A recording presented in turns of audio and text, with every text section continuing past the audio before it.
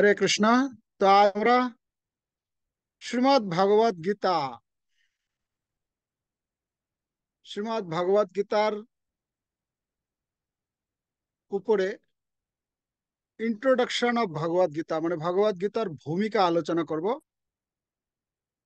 এই ভগবত গীতা কি, ভগবত গীতা কোথা থেকে এসেছে, ভগবত গীতা মধ্যে কি বিষয় রয়েছে, ভগবত গীতার আহ কিভাবে পড়তে হবে, কোন ভগবত গীতা পড়ব ইত্যাদি কথা আমরা আলোচনা করব। সময় আমি 7:30 থেকে 8:30 টাইম দিয়েছিলাম, তো ইতিমধ্যে আধা ঘন্টা চলে গেছে, তো আর আধ ঘন্টা রয়েছে। তাহলে কি হবে, আধ ঘন্টা ক্লাস হবে না কম হবে না বেশি হবে? নিত্য সিদ্ধপুর কি আদেশ? বেশি হবে।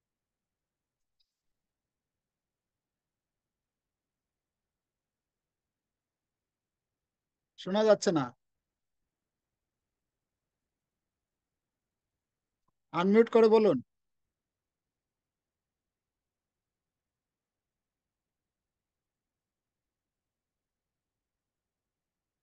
ও আনমিউট হচ্ছে না,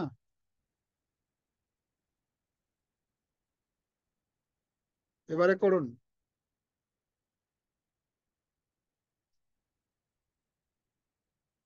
হচ্ছে না, সমীর প্রভু আনমিউট হ্যাঁ রাইট রাখেননি। হ্যাঁ, প্রভু আছে আনমিউট রাইট। ওকে, যাই হোক, তো আমরা শুরু করি আলোচনা। তো এই যে ভগবত গীতা, শ্রীমৎ ভগবত গীতা, গীতা শব্দের অর্থ গীতা, শ্রীমৎ ভগবত গীতা, তাই না? ভগবত গীতা, শ্রী মানে হচ্ছে সৌন্দর্য, সব থেকে যিনি সুন্দর, হ্যাঁ, শ্রী যুক্ত, শ্রী মত, শ্রীমত মানে সৌন্দর্য সমন্বিত। ভগবত, কাকে শ্রীমৎ বলা হচ্ছে না? ভগবান, ভগবান হচ্ছেন সর্বাঙ্গ সুন্দর। শ্রীমৎ ভগবত গীতা, গীতা মানে হচ্ছে গীত। এই ভগবত গীতা হচ্ছে কি? এই ভগবত গীতা হচ্ছে ভগবানের গীত। ভগবানের, ভগবান কুরুক্ষেত্রে যুদ্ধক্ষেত্রে অর্জুনের কাছে যে গান করেছিলেন, হ্যাঁ, সেই গান, সেই গীত হচ্ছে ভগবত গীতা। যেটা বলা হচ্ছে বৈকুণ্ঠ ধামে, গোলক বৃন্দাবনে, সেখানে বলা হচ্ছে, সেখানকার সম্বন্ধে বর্ণনা করতে গিয়ে বলেছেন যে চিন্তা না কি, শ্রিয়ঃ কান্তঃ কান্তঃ পরম পুরুষ কল্পতরো ভো ধ্রুমা ভূমি চিন্তামণি গণময়ী ত্বয়মৃতম কথা গান নাट्यं গমনমপি বংশী প্রিয় সখী চিদানন্দম জ্যোতি পরমপি তদা সাধ্যমপি চ। তো সেখানে বলা আছে কথা গান নাट्यं, কথা হচ্ছে কি, কথাগুলো হচ্ছে গান, গীত। সেই ভগবানের গীত হচ্ছে এই গীতা। তাহলে ভগবত গীতা কি? ভগবত গীতা হচ্ছে ভগবানের দ্বারা কীর্তিত যে গীত, যে গান, সেটা হচ্ছে ভগবত গীতা। আমাদের সাধারণত বৈদিক শাস্ত্রে, আমাদের যে সনাতন বৈদিক শাস্ত্রের যে গ্রন্থ রয়েছে, সেই গ্রন্থকে 3টি ভাগে ভাগ করা হয়েছে। প্রথমত আমরা দুটো ভাগে আলোচনা করব। দুটো ভাগ, একটা ভাগ হচ্ছে, একটাকে বলা হয় শ্রুতি, আর একটা ভাগ হচ্ছে স্মৃতি। শ্রুতি আর স্মৃতি। শ্রুতি মানে কি? শ্রুতি মানে হচ্ছে বেদকে বলা হচ্ছে শ্রুতি। বেদ কোথা থেকে এসেছে? বেদ এসেছে ভগবান থেকে। তো ভগবান থেকে যেটা যা আসে সেটাকে বলা হচ্ছে, ভগবান থেকে যে জ্ঞান প্রবাহিত হয়ে আসে, যা শ্রবণের মাধ্যমে লাভ করা হয়, তাকে বলা হয় শ্রুতি। ঠিক আছে? আর স্মৃতি, স্মৃতি মানে, স্মৃতি মানে আমরা বলি না স্মৃতিচারণ করে বলা, তাই না? তো বেদে যে জ্ঞান প্রদান করা হয়েছে, সেই জ্ঞান যখন মুনি ঋষিগণ তার শিষ্যকে প্রদান করেন, শিক্ষা প্রদান করেন, তো সেই বেদের জ্ঞানকে বুঝানোর জন্য মুনি ঋষিগণ কি করেন? তার সঙ্গে বিভিন্ন উদাহরণ, বিভিন্ন দৃষ্টান্ত, বিভিন্ন ইতিহাস, কোন ঘটনা, এসবের মাধ্যমে সেই জিনিসটাকে বোঝানোর চেষ্টা করেন। তো শ্রুতিটা হচ্ছে কি? শ্রুতি মানে সরাসরি ভগবান থেকে যে জ্ঞান এসেছে, সেই জ্ঞান যখন শ্রবণ করার মাধ্যমে লাভ করা হয়, সেটা হচ্ছে শ্রুতি। আর যে জ্ঞান মুনি ঋষিগণ সেই বেদকে ব্যাখ্যা করতে গিয়ে যে বিভিন্ন তাদের নিজের উপলব্ধি, কোনো ঘটনা, কোনো দৃষ্টান্ত, উপমা তুলে ধরে যে বুঝান, সেটাকে বলা হয় স্মৃতি। তাহলে শ্রুতি শাস্ত্র আর স্মৃতি শাস্ত্র। আর একটা পার্ট রয়েছে কি, সেটা হচ্ছে পুরাণ। পুরাণ বা ইতিহাস। তিনটা ত্রয়, মানে প্রস্থান ত্রয় বলা হয় এটাকে। শ্রুতি প্রস্থান, স্মৃতি প্রস্থান, আর ন্যায় প্রস্থান। এটা হচ্ছে বৈদিক শাস্ত্রের পরিকাঠামো একটা। ঠিক আছে? তো এই ভগবত গীতা কি? এখন এটা তো আমরা জানলাম যে শ্রুতি কি, স্মৃতি কি, আর পুরাণ বা ইতিহাস কি। পুরাণ ইতিহাস কি? পুরাণে ইতিহাস, যেরকম ইতিহাস যদি আমরা আলোচনা করতে যাই, ইতিহাস আমাদের রয়েছে ভারতে। সাধারণত আমরা দেখি দুটি ইতিহাস হচ্ছে সব থেকে বড় ইতিহাস। কি? একটি হচ্ছে ত্রেতা যুগের রামায়ণ, বাল্মীকি মুনি রচিত যে রামায়ণ, রামচন্দ্র ভগবান এই জগতে যখন ত্রেতা যুগে লীলাবিলাস করেছিলেন, তার যে লীলা কাহিনী, তার যে কার্যাবলী, যে বর্ণনা, সেটাকে বলা হচ্ছে রামায়ণ। আর দাপর যুগে, দাপর যুগে যে ভগবান শ্রীকৃষ্ণ যখন এসেছিলেন এবং পঞ্চ পাণ্ডবগণ তারা যে তাদের যে লীলা সমন্বিত, পঞ্চ পাণ্ডবকে কেন্দ্র করে বিশাল মহাভারত, এটাকেও ইতিহাস বলা হয়, তাই না? তো এই ইতিহাস, এটা হলো ইতিহাস, এবং ধারাবাহিকভাবে তার বর্ণনা রয়েছে। কিন্তু আর একটি গ্রন্থ হচ্ছে কি, সেই গ্রন্থটি হচ্ছে পুরাণ। পুরাণ, পুরাণ যেরকম আমাদের 18খানা পুরাণ রয়েছে, তারপরে উপপুরাণ রয়েছে, তাই না? যেরকম বেদ রয়েছে, বেদের মধ্যে কিছু উপবেদ রয়েছে। ঠিক আছে? উপবেদ, যেমন ধনুর্বেদ, আয়ুর্বেদ, এগুলো হচ্ছে উপবেদ। আর 4টি বেদ হচ্ছে ঋগ, ঋগ্বেদ, সামবেদ, যজুর্বেদ, আর অথর্ববেদ। তো এই 4টে বেদ যে রয়েছে, এটাকে বলা হচ্ছে শ্রুতি, শ্রবণের মাধ্যমে লাভ করা হয়। আর আর স্মৃতি আর পুরাণ। ঠিক আছে? তো এই যে ইতিহাস, ইতিহাস রয়েছে দুটি। আর একটা হচ্ছে পুরাণ। পুরাণের মধ্যে যে 18খানা পুরাণ রয়েছে। ঠিক আছে? তাহলে এটা আমরা ক্লিয়ার হলাম। তো শ্রুতি প্রস্থান, স্মৃতি প্রস্থান, ন্যায় প্রস্থান, বলতে পারি শ্রুতি শাস্ত্র, স্মৃতি শাস্ত্র আর পুরাণ। ঠিক আছে। তো এই ভগবত গীতা কোথা থেকে আসলো, এবার আমরা এটা আলোচনা করে নিয়ে এলাম। এই ভগবত গীতা কোথা থেকে এসেছে? এই ভগবত গীতা এসেছে এই ইতিহাস যে রয়েছে, মহাভারত, মহাভারত আমরা টিভিতে শুনেছি না?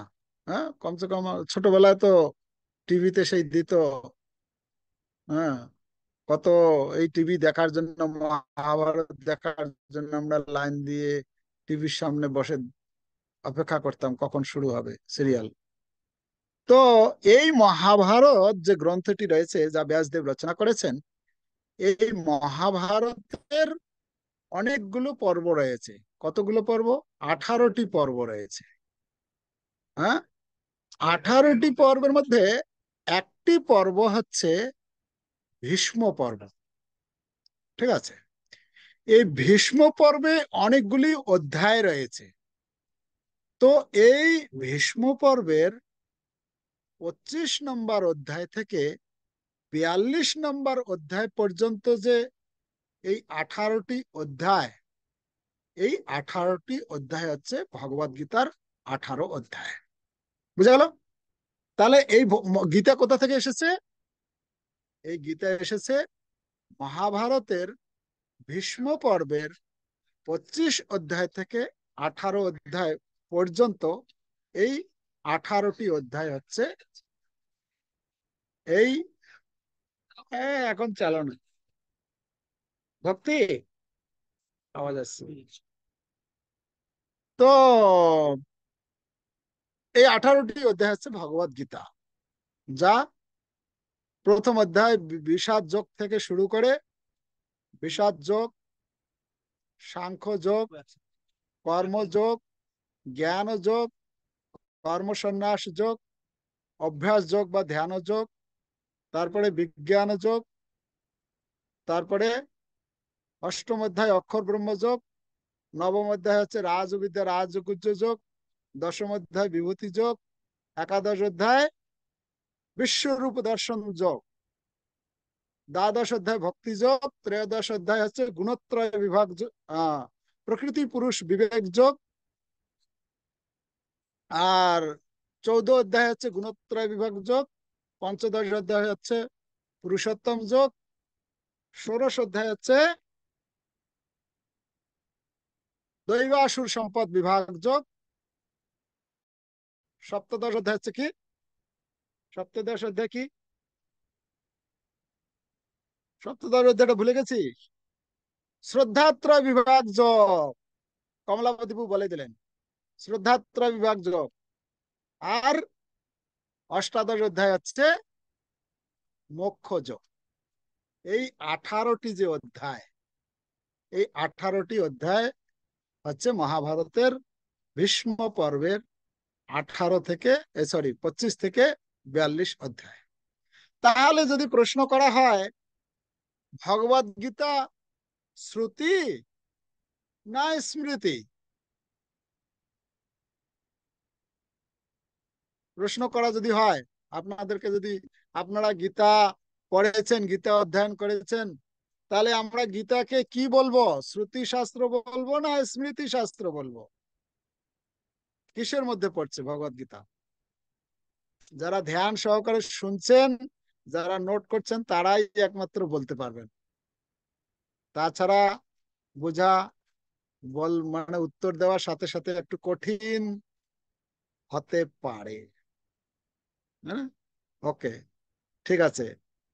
তো আহ ভগবত গীতাকে আমরা শ্রুতি শাস্ত্র হিসেবেও ধরতে পারি। কেন?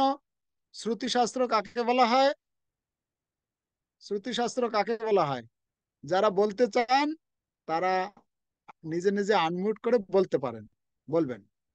ঠিক আছে। শ্রবণের দ্বারা যেগুলো পাই আমরা, শ্রবণ করে যেগুলো পাই। কথাটা একটু স্পষ্ট বুঝতে পারলাম না। যেটা শুনে লাভ করি সেটা। শ্রবণের মাধ্যমে, শ্রবণের মাধ্যমে যা লাভ করা হয়, যা ভগবান থেকে সরাসরি আসে, সেটা হচ্ছে শ্রুতি। শ্রুতি। তাহলে ভগবদ গীতা শ্রুতি না স্মৃতি? শ্রুতি। শ্রুতি। কিভাবে শ্রুতি? কারণ আমরা ভগবানের বাণী শ্রবণ করে ভগবানের মুখ, ভগবানের মুখনিসৃত সরাসরি বাণী, সেই হিসাবে ভগবদ গীতা হচ্ছে শ্রুতি। কিন্তু ভগবদ গীতা এসেছে কোথা থেকে নেওয়া হয়েছে? ভগবদ গীতা কোথা থেকে নেওয়া হয়েছে? ভগবদ গীতা কোথা থেকে এসেছে? মহাভারত। মহাভারতে কুরুক্ষেত্রের যুদ্ধে ভীষ্ম। মহাভারত। তো হ্যাঁ, মহাভারতটা শ্রুতি না স্মৃতি? মহাভারত শ্রুতি না স্মৃতি? শ্রুতি তো হবে, ওরা কিন্তু শ্রবণ আমি করেছিলেন। একটু পরীক্ষা করছি যে কতজন মনোযোগ সহকারে শুনছেন। ঠিক আছে, আমি একাই একাই বলে যাব আর সবাই চুপচাপ বোবার মতো শুধু শুনবে, এটা কিন্তু হবে না। এটা এখানে আমরা গীতা কি করব? এটা গীতা পাঠ নয়, এটা কি? এটা এটা কথা। গীতা আমরা স্টাডি করব। ঠিক আছে, তো এই জন্য সবার হাতে খাতা পেন থাকবে। ঠিক আছে, আমি যে এই কথাগুলো এত কষ্ট করে জোগাড় করে আমি যে আপনাদেরকে বলবো, আর আপনারা আপনাদের খাতা কলমে এটা না লিখে শুধু এই হাঁ করে আমার দিকে তাকিয়ে তাকিয়ে শুনে এরপরে চলে গিয়ে খাওয়া দাওয়া করতে করতে সব ভুলে যাবেন, কম্বলের ভেতর ঢুকতে ঢুকতে আউট হয়ে যাবে, সব মুছে যাবে। তো এই জন্য কি করতে হবে? লিখতে হবে। এই জন্য কি করতে হবে? কতজনের কাছে কতজনের কাছে খাতা কলম আছে দেখি একটু? 1 2 3। সবার কাছে দেখতে পাচ্ছি না, অনেকের কাছে আছে, কারো কারো কাছে নেই। মানে আছে হয়তো, আমি দেখতে পাচ্ছি না। তো এর পরবর্তী ক্লাস থেকে সকলেই খাতা কলম নিয়ে অবশ্যই বসবেন। ঠিক আছে, ওকে। তাহলে আমাদের প্রসঙ্গ ছিল ভগবদ গীতা এসেছে মহাভারত থেকে, বলা হচ্ছে স্মৃতি শাস্ত্র, তাই না? তো যেহেতু স্মৃতি শাস্ত্রের অংশ, তাই ভগবদ গীতা হচ্ছে স্মৃতি শাস্ত্রের অন্তর্গত। এবং যেহেতু ভগবানের মুখ থেকে সরাসরি নিঃসৃত হয়েছে, তাই সেই হিসেবে আমরা ভগবদ গীতাকে শ্রুতি শাস্ত্র হিসাবেও নিতে পারি। ওকে, তাহলে এই ভগবদ গীতায় 18টি অধ্যায়, যে 18টি অধ্যায়ের নাম আমরা উচ্চারণ করলাম, এই 18টি অধ্যায়ের মূলত 3টি ভাগে ভাগ করা হয়েছে। 3টি ভাগে ভাগ কি কি কি? আচ্ছা, তিনটি করে বলবো। তিনটি হচ্ছে কি? তিনটি তিনটি হচ্ছে বিভাগ: কর্ম, জ্ঞান, ভক্তি।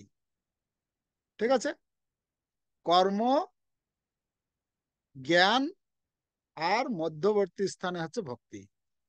তো 18টি অধ্যায়কে 3টি ভাগে ভাগ করা হলো। 3টি ভাগে তাহলে কয়টা করে অধ্যায় পড়ছে? 6টা করে অধ্যায় পড়ছে। প্রথম 6টি অধ্যায়, সেখানে কর্মের প্রাধান্য দেয়া হয়েছে, কর্মের বিস্তার বর্ণনা করা হয়েছে, এবং একজন ব্যক্তি কর্মের মাধ্যমে কি করে ভগবত ভক্তিতে উন্নীত হতে পারে সেই সম্বন্ধে বলা হয়েছে। আর অন্তিমের যে 6টি অধ্যায়, মানে 1 থেকে 6, 7 থেকে 12, আর 13 থেকে 18, অন্তিমের যে 6টি অধ্যায়, 13 থেকে 18 নম্বর অধ্যায়, সেই অধ্যায়, সেই 6টি অধ্যায়ের নাম, এই 6টি অধ্যায়কে মিলে একটা প্যাকেজ করা হয়েছে। সেই প্যাকেজটার নাম কি? সেটার নাম হচ্ছে জ্ঞান শতক। মানে 6টা অধ্যায়কে এক শতক বলা হয়। তো প্রথম শতক, দ্বিতীয় শতক, তৃতীয় শতক।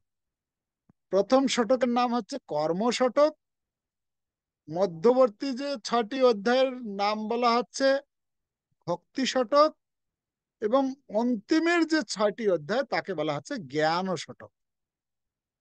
ঠিক আছে? প্রথম হচ্ছে কর্ম শতক 6টি অধ্যায়, অন্তিমে হচ্ছে 6টি অধ্যায় জ্ঞান শতক, মধ্যবর্তী স্থানে রয়েছে ভক্তি শতক। ঠিক আছে? তাহলে 3টে বিষয়ের উপরে আলোচনা করা হচ্ছে। প্রথম যেরকম আমরা কর্ম শতকের কর্মের প্রাধান্যতা বিস্তার পূর্বক আলোচনা করা হয়েছে। কর্মের আলোচনা করার মাধ্যমে কি করে একজন কর্ম করার মাধ্যমে নিজের কর্মকে ভগবত ভগবানের সঙ্গে যুক্ত করে ভগবত ভক্তিতে উপনীত হতে পারে। কর্ম শতকের অন্তিম শ্লোক হচ্ছে 6ষ্ঠ অধ্যায়ের 47 নম্বর শ্লোক, যোগিনাম অপি সর্বেষাম মদ্গতেন অন্তরাত্মনা শ্রদ্ধাবান ভজতে ইয়ো মাম সমে যুক্ততম মতঃ। তো সেখানে এই ভগবান বলছেন যে প্রকৃত যোগী হচ্ছে সেই যোগী যে মৎপর, মানে আমার চিন্তা সবসময় তার অন্তরে করে। ওকে। আর অন্তিম যে 6টি অধ্যায়, সেখানে জ্ঞানের বিস্তার বর্ণনা করা হয়েছে। ঠিক আছে? এবং একজন ব্যক্তি কিভাবে এই জ্ঞান অনুশীলনের মাধ্যমে সে ভগবত ভক্তিতে উপনীত হতে পারে। ঠিক আছে? আর মধ্যবর্তী যে 6টি অধ্যায়, তার মধ্যে ভক্তির সরাসরি বর্ণনা করা হয়েছে। হ্যাঁ। তো কেউ প্রশ্ন করতে পারে যে সিরিয়ালটা কেমন হলো, প্রথম কর্ম, তারপরে হচ্ছে ভক্তি, তারপরে হচ্ছে জ্ঞান। আমাদের জীবনের লক্ষ্যটা কি? আমাদের জীবনের লক্ষ্য জ্ঞান লাভ করা, মানে জ্ঞানটাই আমাদের জীবনের চরম লক্ষ্য, না ভক্তিরও চরম লক্ষ্য? কে বলবেন? ভক্তি। ভক্তি। ভক্তি। তাহলে ভক্তি যদি চরম লক্ষ্য, তাহলে প্রথমে, ঠিক আছে, প্রথমে কর্মের কথা বর্ণনা করা হলো, কর্মের মাধ্যমে কিভাবে ভগবত ভক্তিতে উন্নতি হতে পারবো। তাহলে মাঝখানে ভগবত ভক্তির আলোচনা তো হয়ে গেল, তারপরে আবার জ্ঞানের কি দরকার? প্রশ্ন হতে পারে না? তারপরে আবার জ্ঞানের, ভগবান আবার কেন আবার জ্ঞানের কথা আলোচনা করলেন? না, আমরা একটা উদাহরণের মাধ্যমে আহ আমরা এটা বোঝার চেষ্টা করতে পারি। আপনাদের হাতে গীতা রয়েছে। এই গীতার এই গীতার দেখুন, দুই দিকে দুটা হার্ড কভার আছে, তাই না? এটা হার্ড কভার আছে একটা, আর এদিকের একটা হার্ড কভার আছে, আছে না? আর মাঝখানে কি আছে? মাঝখানে পেজগুলো আছে। আচ্ছা, কোনটা শক্ত কোনটা নরম? মসৃণ কোনটা, কোমল কোনটা? মাঝখানের গুলো, মাঝখানে মাঝখানের গুলো। আচ্ছা আচ্ছা, এইটা শক্তটা কেন দেওয়া হয়েছে? যাতে মাঝের দুই পাতাগুলো দিকে দুটো ছিঁড়ে না শক্ত যায়। কেন দেওয়া হয়েছে? মাঝের পাতাগুলো যাতে ছিঁড়ে না যায়, মানে মাঝের পাতাগুলো যাতে সুরক্ষিত থাকে, তাই না? তো সেই রকম আমাদের এই ভক্তিটা হচ্ছে আগলিয়ে রাখার বস্তু। ঠিক আছে? ভক্তিটা হচ্ছে আগলিয়ে রাখা, সামনের দিকে কর্মের আর এদিকে জ্ঞান, ভক্তিটা মাঝখানে রাখা আছে। স্যান্ডউইচ খেয়েছেন? স্যান্ডউইচ, স্যান্ডউইচ খেয়েছেন? আজকাল তো সে কি বার্গার না কি এসব এসছে। স্যান্ডউইচ, স্যান্ডউইচে আমরা কি দেখি? স্যান্ডউইচে উপরে একটা পাউরুটি থাকে। একটা যদি 5 টাকার পাউরুটি নাকি 10 টাকা দাম হয়েছে, 5 টাকা না 10 টাকা।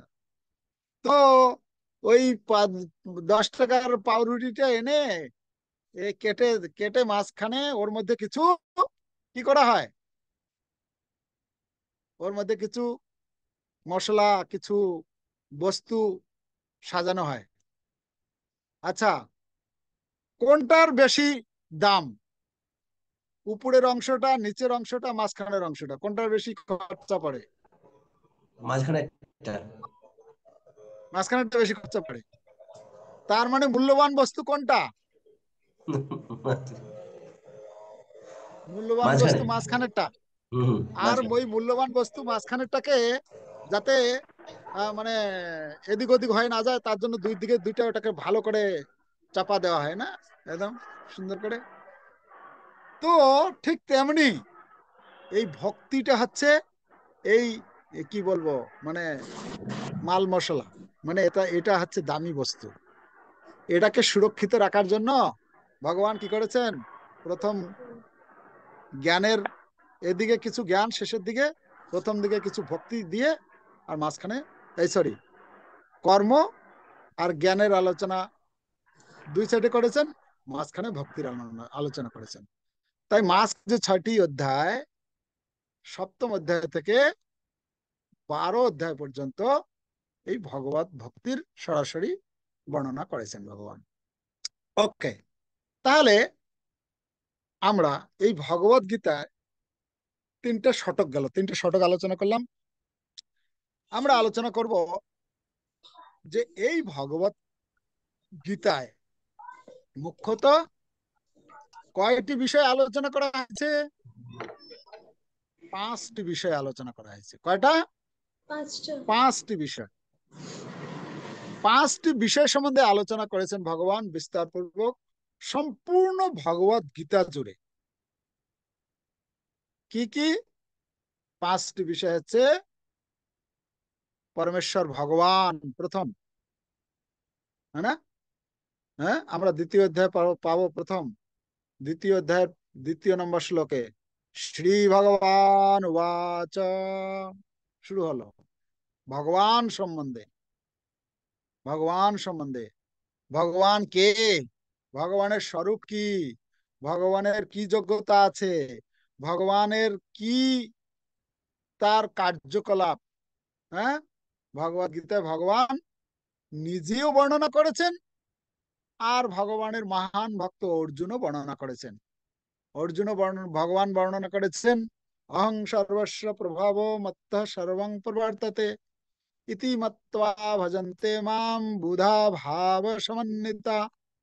হ্যাঁ, ভগবান বলছেন ভগবানের কথা যদি কেউ আলোচনা করে, হ্যাঁ, তাকে ভগবান কি করেন? তেষাম সতত যুক্তানাম ভজতাম প্রীতিপূর্বকম দদামি বুদ্ধি যোগম তম येन मामुपयन्ति ते। ভগবান বলছেন আমি তাকে বুদ্ধি প্রদান করি। ভগবান কি করেন? বুদ্ধি প্রদান করেন। আর ভক্তের আলোচনার বিষয় কি? তে ভগবান বলছেন যে আমার পূজা করে তাকে কি করি আমি? তেষামেবানুকম্পার্থম অহম অজ্ঞানজম তমঃ নাশয়ামি আত্মভাবস্থ জ্ঞানদীপেন ভাস্বতা। আমি তাকে জ্ঞান, জ্ঞানের প্রদীপ তার হৃদয়ে প্রজ্বলিত করে দিই, যার মাধ্যমে তার সমস্ত অন্ধকার দূরীভূত হয়ে যায়। ভগবান এরকম অনেক কথা বলেছেন, অনেক কথা বলেছেন। ভগবান কে, ভগবান কি করেন, ভগবান চন্দ্র রূপে কি করেন, সূর্য রূপে কি করেন, তিনি আমাদের জঠরে কি বলে, কি বলে জঠরাগ্নি রূপে অহং বৈশ্বানর ভূত্তা প্রাণী নাম দেহমাশ্রিত, তিনি আমাদের জঠরে আছেন বৈশ্বানর অগ্নিরূপে। সেই অগ্নিটা যখন জ্বলতে থাকে তখন আমরা, অগ্নিটা জ্বললে আমরা আমরা যা খাই সেটা হজম হয়। যখনই যেদিনই ভগবান একটু অগ্নিটার তেজটা কমিয়ে দেন, সেদিন আর আমাদের হজম হয় না। আমরা ডাক্তারের কাছে ছুটি, আরে আমার না চুকা ঢেকুর বেরোচ্ছে, আমার হজম হচ্ছে না, বদ হজম হয়ে গেছে, খেতে ইচ্ছা করছে না, কোনো কিছু ভালো লাগছে না, ইত্যাদি ইত্যাদি। তার মানে ভগবান একটু আগুনটা একটু, তেজটা একটু কমিয়ে দিয়েছেন। ঠিক আছে, এই তেজ তাকে বাড়ানোর জন্য আমরা ডাক্তারের কাছে যাই, বিভিন্ন কৃত্রিম উপায় অবলম্বন করি। তো ভগবান সম্বন্ধে ভগবত গীতার মধ্যে কেউ যদি ভগবান সম্বন্ধে জানতে চায় তাহলে তাকে ভগবত গীতা পড়তে হবে। ভগবত গীতা যতক্ষণ, আর যদি কেউ যদি ভগবত গীতা পড়ছে আর ভগবানকে জানে না, ভগবানকে মানে না, ভগবানের প্রতি বিশ্বাস নেই, ভগবানের প্রতি তার ধারণা নেই, তার মানে তার ভগবত গীতা পড়া না পড়া সমান। বুঝা গেল? ভগবত গীতার প্রতিপাদ্য বিষয় হচ্ছে ঈশ্বর, ভগবান। ঠিক আছে, প্রথম। দ্বিতীয় হচ্ছে কি, ভগবান যখন হবে, ভগবানের পরবর্তীতে আসবে ভগবানের অংশ জীব। ভগবত গীতার মধ্যে দ্বিতীয় প্রতিপাদ্য বিষয় হচ্ছে জীব। জীব সম্বন্ধে ভগবান এই ভগবত গীতার মধ্যে অনেক বিস্তার পূর্বক বর্ণনা করেছেন। এই জীব কি, এই আত্মা কি, আত্মার সঙ্গে শরীরের পার্থক্য কি, এই কত রকমের জীব আছে। ভগবান বলছেন যে এই জগতে দুই ধরনের জীব আছে। হ্যাঁ, একটা তো বলেছেন দুই ধরনের জীব আছে, কি রকম? দৈব আসুর এবচা। একটা হচ্ছে দেবগুণ সম্পন্ন দৈবী চিন্তা ভাবনা, আর একটা আছে অসুর চিন্তা ভাবনার লোক। এই জগতে আমরা দুই ধরনের লোক দেখতে পারি। কিছু লোক আছে সবসময় অসুরের মতো আচরণ করবে, ভগবানকে মানবো না, ভগবানের যা কিছু সবকিছু আমি বিশ্বাস করি না, মানি না, এরকম কিছু লোক আছে। আর কিছু লোক আবার দিন রাত ভগবানের নাম করছেন, ভগবানের পুজো করছেন। দুই ধরনের লোক আছে। ভগবান বলছেন এই জগতে দুই ধরনের জীব রয়েছে, দৈব আসুর এবচ। হ্যাঁ, দৈব আর আসুর দুইটা। আচ্ছা, আবার ভগবান 15 অধ্যায়ের সেখানে গিয়ে বলছেন দুই ধরনের, আর এক রকমের দুই ধরনের ব্যাখ্যা করেছেন। সেখানে বলা হচ্ছে খর অক্ষর এবচ। খর অক্ষর এবচ, একটা হচ্ছে খরজীব যার পতন হয়, আর একটা হচ্ছে অক্ষরজীব যার কখনো পতন হয় না। ঠিক আছে, তো সে সম্বন্ধে ভগবত গীতায় ভগবান এই জীব সম্বন্ধে বর্ণনা করেছেন, এবং এই জীবনে এই জীবের কি করণীয়, জীব কোথা থেকে আসলো, জীব কিভাবে এক জায়গা থেকে আরেক জায়গায়, এক শরীর থেকে আর এক শরীরে যায়, সে সম্বন্ধে ভগবত গীতায় যদি জীব সম্বন্ধে কেউ জানতে চায় তাহলে তাকে কি করতে হবে? এই ভগবত গীতা অধ্যয়ন করতে হবে। ভগবত গীতা যদি আমরা অধ্যয়ন করি তাহলে আমরা এই জীব সম্বন্ধে বিস্তার জানতে পারবো। আচ্ছা, তৃতীয় পয়েন্ট হচ্ছে জীব হলো, ভগবান হলো, এর পরবর্তীতে হচ্ছে এই প্রকৃতি। আমরা বলি না এই জগতে আমরা যা কিছু দেখছি প্রকৃতি, ফুল কিভাবে কেন ফুটছে, কখন ফুটছে, বৃষ্টি হচ্ছে, ঝড় হচ্ছে, ঠান্ডা হচ্ছে, গরম হচ্ছে, এটা কিসের মাধ্যমে হচ্ছে? প্রকৃতি। এক এক যে যে মাসে যে ফল ফুটার কথা, যে ফুল ফুটার কথা, যে শস্য হওয়ার কথা, সেগুলো হচ্ছে সবকিছু সিস্টেমেটিক হচ্ছে। এগুলো কে করছেন, কিভাবে করছেন, কে করাচ্ছেন? এটা হচ্ছে প্রকৃতি। প্রকৃতি সবকিছু করাচ্ছেন। তো এই প্রকৃতি কি, প্রকৃতি কোথা থেকে আসলো, প্রকৃতির কাজ কি, কার তত্ত্বাবধানে এই প্রকৃতি কাজ করেন, সে সম্বন্ধে এই ভগবত গীতার মধ্যে বিস্তার বর্ণনা করা হয়েছে। ভগবত গীতা ভগবান বলছেন ময়াধ্যক্ষেণ প্রকৃতি সুয়তে সচরাচরম হেতু নানেন কৌন্তেয় জগৎ বিপরিবর্ততে। এই প্রকৃতি কি, প্রকৃতি কার অধ্যক্ষতায় কাজ করছে, এই প্রকৃতির উপাদানগুলো কি, এই প্রকৃতি যে কাজ করছে কিসের প্রভাবে কাজ করছে, কাকে কেন্দ্র করে কাজ করছে। হ্যাঁ, প্রকৃতি, এই প্রকৃতি হচ্ছে হ্যাঁ তিন গুণ, তিন গুণ বিশিষ্ট। হ্যাঁ, সত্য রজস্তম ইতি গুণা প্রকৃতি সম্ভবা বলা আছে চতুর্দশ অধ্যায়ে। তো এই প্রকৃতি সম্বন্ধে যদি আমরা জানতে চাই তাহলে আমাদেরকে ভগবত গীতা পড়তে হবে। ভগবত গীতা, হ্যাঁ, আমরা তো বলি যে না প্রকৃতির মাধ্যমে সবকিছু হচ্ছে। কিছু লোক তো আছে ভগবানকে মানে না কিন্তু প্রকৃতিকে মানে। ভগবান টগবান আমি বিশ্বাস করি না, সবকিছুই প্রকৃতির মাধ্যমেই ঘটছে, সবকিছু হচ্ছে। আরে বাবা, প্রকৃতিটা কি? প্রকৃতিটা কে? প্রকৃতির কে কে পরিচালনা করছে? তো সেটা এই গীতা পড়লে আমরা জানতে পারি। আচ্ছা, কয়টা হলো? 3টে পয়েন্ট হলো। চতুর্থ প্রতিপাদ্য বিষয় হচ্ছে কর্ম। ঠিক আছে, কর্ম। প্রত্যেকটা জীব প্রতি মুহূর্তের জন্য কর্ম করছে, হয়তো সে শারীরিক ভাবে করছে অথবা মানসিক ভাবে করছে। ঠিক আছে, তো এই যে কর্ম করছে, ভগবদ গীতায় তো বলা হচ্ছে, হ্যাঁ, কি বলছেন, যে প্রত্যেকটি জীব আহ ক্ষণকাল পর্যন্ত কর্ম না করে থাকতে পারে না।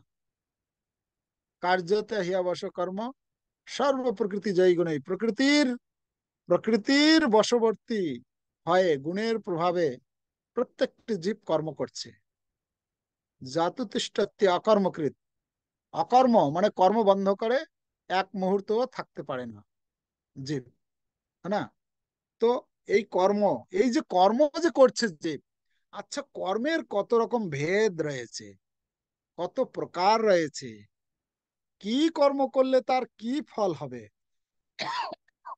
তো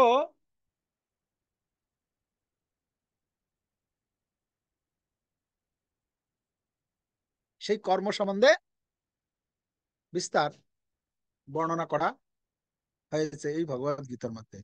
কর্ম কত রকমের, কোন কর্ম করা উচিত, কোন কর্ম করা উচিত নয়, কোন ধরনের কর্ম কোন জীব করে, বিস্তার বর্ণনা করা হয়েছে। ঠিক আছে, আর পঞ্চম প্রতিপাদ্য বিষয় হচ্ছে কি? কাল। কাল সবকিছুর, হ্যাঁ, এই যে আমরা মহাভারত দেখি না, মহাভারতে সেখানে একটা প্রথম যখন এরকম ঘুরতে ঘুরতে ঘুরতে ঘুরতে পৃথিবীটা দেখায়, দেখিয়ে দেখিয়ে লাস্টে বলে मैं কাল হুঁ, এরকম একটা কথা আসে না, একটা আওয়াজ, একটা मैं কাল হুঁ বলে এরকম আওয়াজ আসে। তো मैं কাল হুঁ মানে কালকে, এই কাল, কাল হচ্ছে আমাদের, আমরা কোনো কিছু জিনিস ভুলে যেতে পারি, কিন্তু কাল কিন্তু কখনো, কালের কখনো কিন্তু এরকম মিস্টেক হয় না। কাল ঠিক সময় অনুসারে, যখন যে মুহূর্তে যে ফুল ফুটার কথা সেটা ফুটে, যে কার্য হওয়ার কথা সেটা হয়, যার যেখানে মৃত্যু সময় এসে যায়, কাল একদম পুরো 1 সেকেন্ডও এদিক ওদিক করে না। হ্যাঁ, একদম নিখুঁত ভাবে কাল কাজ করে। হ্যাঁ,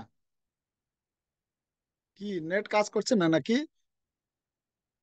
শুনতে পাচ্ছেন আপনারা? হ্যাঁ বাবু, শুনতে পাচ্ছি। হ্যাঁ বাবু, শুনতে পাচ্ছি। ওকে, তাহলে পঞ্চম প্রতিপাদ্য বিষয় হচ্ছে কাল। এই কাল, এই কাল ভগবান এই একাদশ অধ্যায়ে ভগবান বলছেন, কালস্মি লোকক্ষয়কৃত প্রবৃদ্ধ লোকান সমার্তুম ইহ প্রবৃদ্ধ। সেখানে বলছেন, অর্জুন জিজ্ঞাসা করছেন, বিশ্বরূপ দর্শন যখন করছেন, সেখানে অর্জুন দেখে পুরো ভয়ভীত হয়ে গেছেন। আর বলছেন, জিজ্ঞাসা করছেন, এই উগ্রমূর্তি তুমি কে? তো ভগবান তখন বলছেন কি, কালস্মি, আমি হচ্ছি কাল, লোকক্ষয়কৃত প্রবৃদ্ধ, আমি এই লোক সমূহকে, মানে এই যে কুরুক্ষেত্রের যুদ্ধক্ষেত্রে যত রয়েছে সবাইকে আমি কি করতে উদ্যত হয়েছি? ক্ষয়, ক্ষয় করতে উদ্বুদ্ধ হয়েছি। হ্যাঁ, কাল হচ্ছে এরকম যে কোনো কিছুকে, মানে প্রত্যেকটি মুহূর্তে প্রত্যেকটি সময়ে যা কিছু ঘটনা যেখানে যেরকম হওয়ার কথা, অ্যাজ ইট ইজ কাল এই ভগবানের সেবায় যুক্ত রয়েছে। ঠিক আছে, তা কালকে আমরা ভয় করি তো নাকি করি না? আমরা কাল রূপে ভগবান আসেন, মৃত্যু রূপে আসেন আমাদের কাছে, মৃত্যুকে ভয় করি? করি না? না। আপনারা কেউ ভয় করেন না? আপনারা নির্ভীক? আচ্ছা,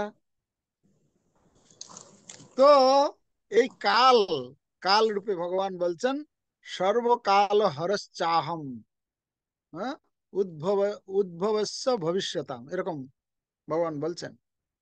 এই কাল রূপে ভগবান আসেন জীবের কাছে। ওকে, তাহলে 5টি প্রতিপাদ্য বিষয় এই ভগবদ গীতার মধ্যে বর্ণনা করা হয়েছে। যদি আমরা ভগবদ গীতা সঠিকভাবে অধ্যয়ন করি, তাহলে এই 5টি বিষয় সম্বন্ধে আমরা ভালোভাবে জানতে পারবো। এখন কথা হচ্ছে, এই ভগবদ গীতা, এখানে তো আর প্রশ্ন করার মানে এখানে আর কি বলে, এটা বুঝতে আমাদের কোনো অসুবিধা নেই যে ভগবদ গীতা পড়া উচিত কি উচিত নয়। এই সমস্ত বিষয় আমাদের জানা উচিত কি উচিত নয়। এখন এক কথায় সবাই বলবে যে না, হ্যাঁ, আমাদের জানা উচিত, পড়া উচিত। এখন কথা হচ্ছে, আমরা কিভাবে পড়বো এই ভগবদ গীতা? ঠিক আছে, কিভাবে পড়বো? ভগবদ গীতা পড়তে হবে প্রথম অধ্যায় থেকে ধীরে ধীরে, ধীরে ধীরে। কিভাবে পড়তে হবে? ধীরে ধীরে পড়তে হবে। আর কিভাবে পড়তে হবে? না, কোনো যিনি এই ভগবদ গীতা সম্বন্ধে জানেন, এই ভগবদ গীতা যিনি বুঝেন, তার তত্ত্বাবধানে থেকে, তার কাছ থেকে এই ভগবদ গীতা শিখতে হবে আমাদেরকে। ঠিক আছে, আমরা নিজে নিজে পড়ে কখনো এই ভগবদ গীতার তত্ত্ব উপলব্ধি করতে পারিব না। আমাদের এই জন্য কি করতে হবে? এই আমরা দেখি এই জন্য এই জগতে অনেক অনেক লোকে গীতা পড়ে, অনেক লোকে গীতা পড়ে, কিন্তু গীতা পড়লেও ভগবানের প্রতি তার বিশ্বাস বা শ্রদ্ধা বা ভগবানের প্রতি শরণাগতি তার আসে না। কারণ কি? এরকম অনেক লোক দেখা গেছে ভগবদ গীতা না পড়ে জল পর্যন্ত খায় না, কিন্তু হয়তো দেখা যাচ্ছে পুজো করছে, হচ্ছে কোনো বাবার বা কোনো ঠাকুরের, কোনো কোনো মানুষের পুজো করছে। তার মানে সে ভগবদ গীতা সম্বন্ধে কোনো জ্ঞান লাভ করতে পারেনি। কেন? ভগবদ গীতা, ভগবদ গীতার উদ্দেশ্য কি? ভগবদ গীতার প্রতিপাদ্য বিষয় হচ্ছে ভগবান, ভগবানকে জানা। ভগবান বলছেন এই গীতা সরাসরি। তাহলে ভগবানের প্রতি যদি শরণাগতি না আসে, পরমেশ্বর ভগবান কৃষ্ণকে যদি ভগবান বলে না মানলো, তাহলে সে ভগবদ গীতার সম্বন্ধে আদৌ কোনো জ্ঞান লাভ করতে পারেনি। এমনকি অনেক মঠ মন্দির রয়েছে, যে সমস্ত মঠ মন্দিরে ভগবদ গীতা প্রিন্ট হচ্ছে, প্রচার করছে, অথচ তারা ভগবান শ্রীকৃষ্ণের পুজো করছে না। তার মানে তারা ভগবদ গীতা বুঝতে পারেনি, ভগবদ গীতার তত্ত্ব উপলব্ধি করতে পারেনি।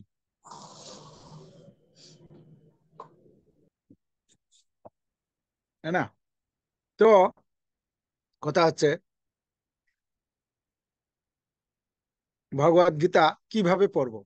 মানে আমরা ভগবদ গীতা, প্রভুপাদ বলছেন তার তাৎপর্যে, ভগবদ গীতা সরাসরি পরমেশ্বর ভগবান শ্রীকৃষ্ণের কাছ থেকে লাভ করতে হবে, অথবা তার প্রতিনিধি, তার প্রতিনিধির কাছ থেকে এই ভগবদ গীতার শিক্ষা লাভ করতে হবে।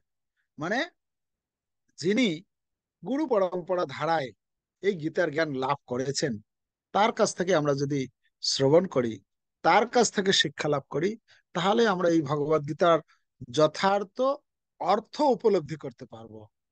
আমাদের পাণ্ডিত্যের দ্বারা, আমাদের এই জড়জাগতিক ডিগ্রির মাধ্যমে, ডিপ্লোমার মাধ্যমে আমরা এই জ্ঞানকে কখনো হাসিল করতে পারবো না। এই গীতার জ্ঞান কে লাভ করতে পারবে? এই গীতার জ্ঞান লাভ করার যোগ্য হচ্ছে যে ভক্ত। ভক্ত ব্যতীত এই গীতার জ্ঞান কেউ লাভ করতে পারবে না।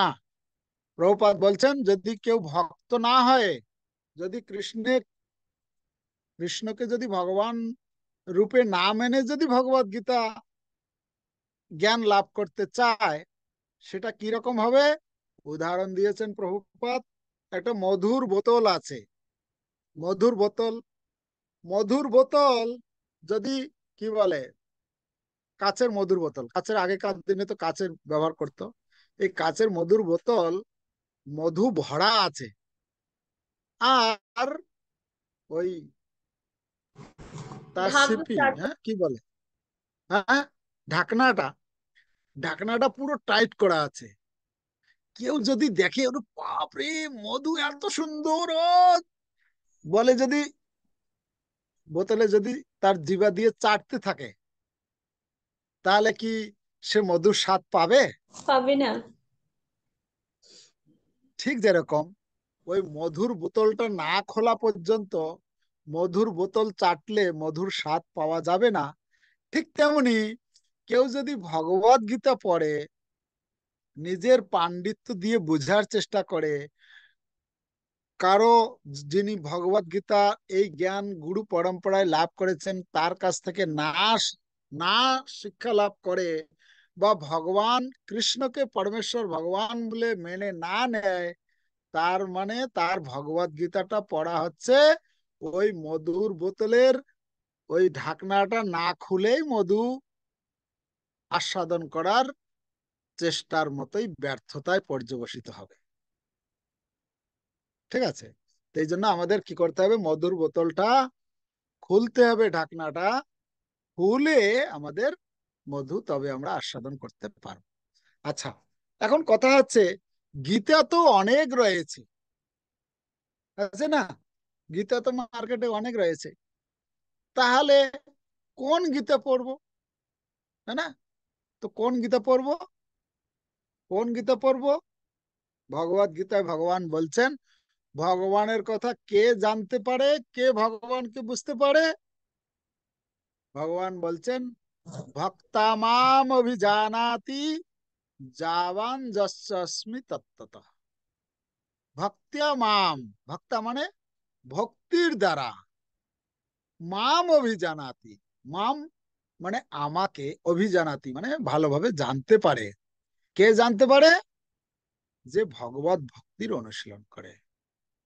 হ্যাঁ, ভগবান এক জায়গায় বলছেন, একাদশ অধ্যায়ের, সেখানে বলছেন, ভক্তিস্তু অনন্যয়া সক্ষম অহম এব বিধর্জুন জ্ঞাতুম দ্রষ্টুম চ তত্ত্বেন প্রবেষ্টুম চ পরন্তপ।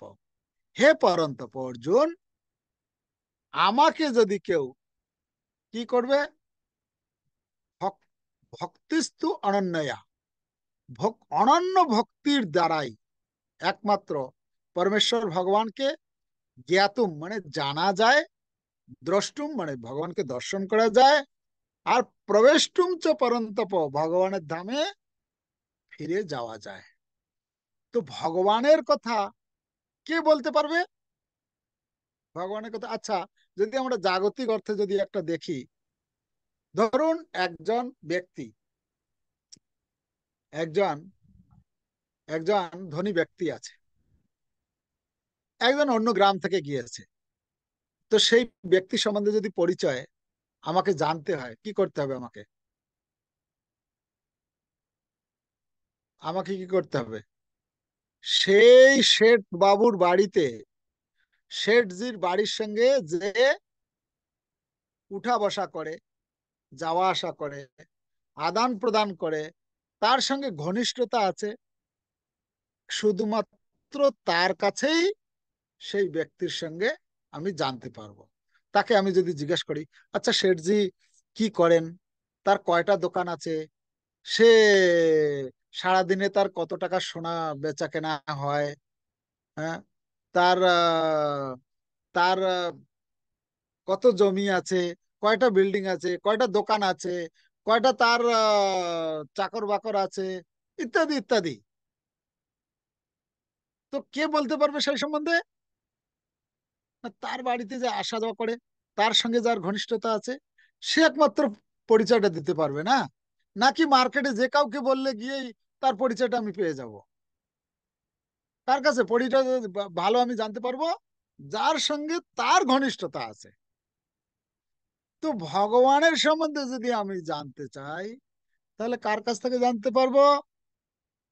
ভগবানের সঙ্গে যার ঘনিষ্ঠতা রয়েছে, ভগবানের সঙ্গে উঠা বসা যিনি করেন, সব সময় যিনি ভগবানের নাম করেন, ভগবানের ভক্ত সঙ্গ করেন, ভগবানের পুজো করেন, ভগবত ভাবনাময় জীবন যাপন করেন, তার থেকে না ভগবানের সম্বন্ধে আমি জানতে পারবো?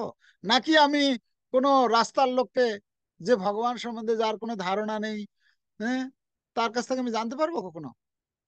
তো ঠিক যেরকম শেঠজিকে জানতে গেলে শেঠজির সঙ্গে যার ঘনিষ্ঠতা রয়েছে তার কাছ থেকে আমি শেঠজির পরিচয় পেতে পারবো, তেমনি ভগবানের সম্বন্ধে যদি আমি জানতে চাই, এই জন্য ভগবান বলছেন এই আমাকে জানতে গেলে কি করতে হবে?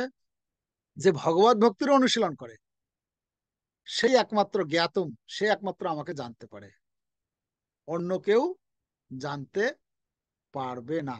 শত চেষ্টা করলেও আপনি যদি শুধু নিজের বিদ্যা বুদ্ধি বলের মাধ্যমে যদি জানার প্রয়াস করেন, সেটা ব্যর্থতাই পর্যবসিত হবে। ঠিক তেমনি ভগবত গীতা যদি জানতে চাই, ভগবান সম্বন্ধে যদি জানতে চাই, তাহলে আমাকে সেই রকম ব্যক্তির কাছে জানতে হবে যিনি তার সম্বন্ধে ভালোভাবে জানেন। তো তার সম্বন্ধে কে জানেন? তার সম্বন্ধে কে ভালো জানেন? তার সম্বন্ধে আমাদের যে এই ইস্কনের প্রতিষ্ঠাতা আচার্য কৃষ্ণ কৃপা শ্রীমূর্তি শিল অভয় চরণারবিন্দ ভক্তি বেদান্ত স্বামী শিল প্রভুপাদ, যিনি গুরু শিষ্য পরম্পরা ধারায় এই জ্ঞান লাভ করেছেন, এই জ্ঞান লাভ করেছেন, এবং এই জ্ঞান লাভ করে তিনি পূর্বতন যে আচার্যবৃন্দ রয়েছেন, হ্যাঁ, পূর্বতন যে আচার্যবৃন্দ রয়েছেন, যে উম, আমাদের বলদেব বিদ্যাভূষণ, বিশ্বনাথ চক্রবর্তী ঠাকুর, শ্রীধর স্বামী, অন্যান্য আরো অনেক আচার্যগণ রয়েছেন, সেই সমস্ত আচার্যদের যে টিকা টিপ্পনী, সেই সমস্ত কিছুকে একত্রিত করে তিনি কি করেছেন? তার ভক্তি বেদান্ত তাৎপর্য দিয়েছেন। তো এই যে ভক্তি বেদান্ত তাৎপর্য যদি আমরা পড়ি, তাহলে আমরা ভগবদ গীতার যথার্থ যে অর্থ, সেটা আমরা সেখান থেকে বুঝতে পারবো, উপলব্ধি করতে পারবো, জানতে পারবো। ঠিক আছে? প্রভুপাদ তিনি আমাদেরকে এমন ভাবে দিয়ে গেছেন, ঠিক যেরকম বলা হচ্ছে বাড়িতে আমরা যখন ছোট্ট ছিলাম, দাঁত নেই, তো কি করতো? ওই দাঁত নেই, ওই কি করতেন, এই কি বলে, ঠাকুরদা, ওই ঠাকুরদা পান খেতেন, পান, হ্যাঁ, সুপারি, পান সুপারি খেত। তো পান সুপারি, সে দাদু কি করতো? ওই দাদু ওই পান সুপারি চিবাতে চিবাতে করতে করতে, ওই যখন একদম পুরো নরম হয়ে যেত, চিবিয়ে চিবিয়ে একদম পুরো নরম হয়ে যেত, তখন মুখ থেকে বের করে ওই আমাদের ছোট যখন ছিলাম, দাঁত নেই, তখন তার মুখে দিয়ে দেয়। তখন কি, সেটা আর চিবাতে হয় না, তাই না? সেটা খুব ভালোভাবে খেয়ে নেওয়া যায়। তো ঠিক তেমনি শিলা প্রভুপাদ এই সমস্ত আচার্যদের পান, যেরকম দাদু যেরকম কি করলো, পান সুপারি শক্ত জিনিস, তার মধ্যে চুন থাকে, এইসব আরো কি কি থাকে, দিয়ে একসাথে চিবিয়ে সেটাকে সুন্দর করে সেই নাতির মুখে ঢুকিয়ে দেয়। ঠিক তেমনি এই ভগবদ গীতার এই প্রভুপাদ কি করেছেন, এই বিভিন্ন যে আচার্যদের যে টিকা টিপ্পনী সংস্কৃতে তারা যে লিখেছেন, সেই সমস্ত গুলোকে কি করেছেন, সুন্দরভাবে সুন্দরভাবে একত্রিত করে আমাদের বোঝার মতো, আমাদের বোঝার মতো তিনি তৈরি করে দিয়েছেন, যাতে করে শুধুমাত্র আমরা অধ্যয়ন করলেই সেটা বুঝতে পারবো। ঠিক না? তো এই জন্য আমাদের ভগবত গীতা যদি আমরা বুঝতে চাই, তাহলে আমাদের কি করতে হবে? প্রভুপাদের এই ভগবত গীতা যথাযথ যা শিল প্রভুপাদ এই তিনি বলেছেন, আমি এই ভগবদ গীতাটিকে প্রথমে সংক্ষিপ্ত আকারে আহ ছাপিয়েছিলাম, কিন্তু আমার অনেক আমেরিকান শিষ্যদের পিতামাতা তারা এসে আমাকে খুব রিকোয়েস্ট করলো যে স্বামীজি আপনি এটি পূর্ণাঙ্গ রূপে প্রিন্ট করুন। তো প্রভুপাদ বলছেন তাদের অনুরোধে আমি এই ভগবদ গীতাটি ছাপানো কাজ শুরু করলাম। এটার উদ্দেশ্য কি? এই ভগবদ গীতার উদ্দেশ্য হচ্ছে এই ভগবদ গীতার মাধ্যমে এই সমগ্র জগৎবাসীকে এটা জানানো যে কৃষ্ণই হচ্ছেন পরম পুরুষোত্তম ভগবান, এটা স্থাপনা করা। হ্যাঁ, কৃষ্ণ হচ্ছে পরমেশ্বর ভগবান, এটা প্রতিষ্ঠা করা। আর কি? আর হচ্ছে যে প্রত্যেকের হৃদয়ে যে সুপ্ত কৃষ্ণ চেতনা, কৃষ্ণ ভাবনা রয়েছে, এই ভগবদ গীতা অধ্যয়নের মধ্যে সেটা বিকশিত করতে পারবে। এই সারা জগতে একটি শান্তির বাতাবরণ সৃষ্টি করা। তো প্রভুপাদ এরকম অনেক তার মুড মিশন মানে মনোভাব এবং উদ্দেশ্য তিনি প্রকাশ করেছেন এই ভগবদ গীতা সংকলনের ব্যাপারে, এই ভগবদ গীতা ছাপানোর ব্যাপারে। তো তিনি এই ভগবদ গীতা যে ভক্তি বেদান্ত তাৎপর্য দিয়েছেন, যার মাধ্যমে যে কেউ শুধুমাত্র একটু পড়তে পারলেই এই ভগবদ গীতা সে বুঝতে পারবে এবং এই ভগবদ গীতার যে শিক্ষা তার জীবনে প্রয়োগ করতে পারবে। প্রয়োগ করে সে এই জীবনেই ভগবানের কাছে ফিরে যেতে পারবে। তো এই ভগবদ গীতা যথাযথ যা আজ সারা পৃথিবী জুড়ে 100টিরও বেশি ভাষায় অনুবাদ হয়েছে এবং সারা বিশ্বের লোক অধ্যয়ন করছে। এবং এই ভগবদ গীতার মাধ্যমে কত শত শত বদ্ধজীব তারা তাদের জীবনে সুখ শান্তি ফিরে পেয়েছেন, তারা সুখী যাপন করছেন। তাই আমরাও এই ভগবদ গীতা যথাযথ অধ্যয়ন করে আমাদের জীবনে সেই জ্ঞানকে অনুশীলন, সেই জ্ঞানকে প্রয়োগ করার মাধ্যমে আমাদের নিজেদের জীবনকে শুদ্ধ করে আমরাও যাতে এই জীবনের শেষে নিত্য আনন্দময় ধাম ভগবানের ধাম গোলক বৃন্দাবনে ফিরে যেতে পারি, এটাই হচ্ছে আমাদের একান্ত কামনা। তাহলেই আমাদের এই মনুষ্য জন্ম সার্থক হবে। এটা সকলের কাছে এটাই আমরা আবেদন করি, এটাই অনুরোধ করি। আমরা নিজে অনুশীলন করছি, নিজে অধ্যয়ন করছি, সকলকে আপনিও অধ্যয়ন করুন। আপনিও আপনার এই ভগবদ গীতা যথাযথ অধ্যয়ন করার মাধ্যমে এই গীতার শিক্ষাকে নিজের জীবনে প্রয়োগ করে আপনিও ভগবানের ধামে ফিরে যান। তো আজকের আলোচনা এতটুকুই, আমরা এখানে বিশ্রাম দেব। আমরা যা আলোচনা করেছি 1 মিনিটের সংক্ষিপ্ত এই ভগবদ গীতা আমরা প্রথমতে আলোচনা করেছি শাস্ত্র, আমাদের যে বৈদিক শাস্ত্র রয়েছে, যত সমস্ত শাস্ত্র রয়েছে 3টি ভাগে ভাগ করা হয়েছে: শ্রুতি, স্মৃতি এবং ন্যায়। এই ভগবদ গীতা স্মৃতি শাস্ত্রের মহাভারতের 42 অধ্যায়, 25 অধ্যায় থেকে 42 অধ্যায়, 18টি অধ্যায়। এই ভগবদ গীতার মধ্যে ভগবদ গীতাকে শ্রুতি শাস্ত্র একই সঙ্গে স্মৃতি শাস্ত্র হিসেবে আমরা গ্রহণ করতে পারি। এবং এই ভগবদ গীতার 3টি শতক, 18 অধ্যায়ের জ্ঞান শতক, ভক্তি শতক এবং কর্ম শতকের আলোচনা করলাম আমরা উদাহরণের মাধ্যমে, স্যান্ডউইচ উদাহরণের মাধ্যমে এবং একটি গ্রন্থের উদাহরণের মাধ্যমে সেটা আলোচনা করেছি। আর আমরা আলোচনা করেছি এই ভগবদ গীতার 5টি প্রতিপাদ্য বিষয়: জীব, ঈশ্বর, জীব, প্রকৃতি, কাল এবং কর্ম। এবং এই ভগবদ গীতা আমাদের কিভাবে অধ্যয়ন করতে হবে? গুরু পরম্পরা ধারায় যিনি এই গীতার জ্ঞান লাভ করেছেন এবং তার তার কাছ থেকে আমাদের এই ভগবদ গীতাকে অধ্যয়ন করতে হবে, শিক্ষা লাভ করতে হবে, তাহলেই আমরা এই ভগবদ গীতার তত্ত্ব উপলব্ধি করতে পারবো।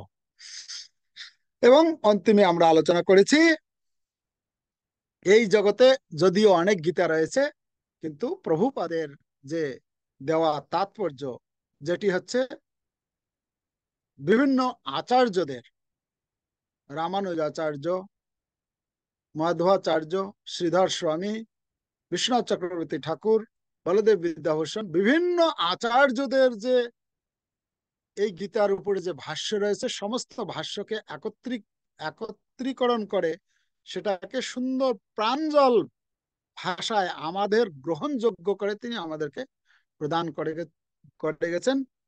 আমরা এই গীতা যা এখন অধ্যয়ন করতে যাচ্ছি তার আজকে ইন্ট্রোডাকশন, আমরা ভূমিকা আলোচনা করলাম। আগামী ক্লাস থেকে আমরা ভগবদ গীতার মধ্যে প্রবেশ করব। তো আপনারা ভগবদ গীতা পরে আসবেন, আমরা আগামী ক্লাসে আবার পরিস্থিতি অনুসারে এই ঘোষণা করে দেব। এই গ্রুপ যে আমাদের আছে সানডে ক্লাস গ্রুপ, এই সানডে ক্লাস গ্রুপের মধ্যে যারা যারা এই ক্লাসে অংশগ্রহণ করবেন, ওই সানডে ক্লাস গ্রুপের মধ্যে আমরা সূচনা দেব, সেই অনুসারে আপনারা ক্লাসে অংশগ্রহণ করবেন। হরে কৃষ্ণ কৃষ্ণ কৃষ্ণ হরে হরে, হরে রাম রাম রাম हरे हरे। श्रील प्रभुपाद की जय, समवेत भक्त वृंद की जय, निताय गौर प्रमानंदे।